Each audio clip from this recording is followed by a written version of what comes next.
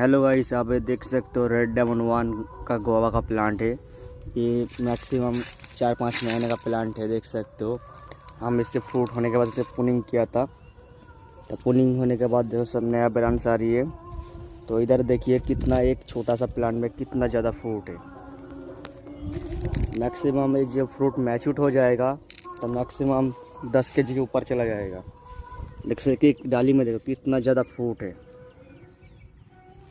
देख सकते हो। एक एक ब्रांच में 4-5 करके फ्रूट है, 2-3। तो कोई भी किसान साथी हो, कोई भी नर्सरी वाले को जब रेड डायमंड वन का प्लांट चाहिए तो हसन नर्सरी से कांटेक्ट कर सकते हो। हम all over India wholesale price में प्लांट सप्लाई करते हैं।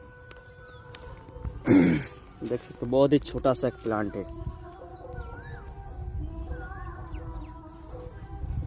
सबसे फ्रूट देने ज़्यादा फ्रूट देते हैं रेड डायमंड वन।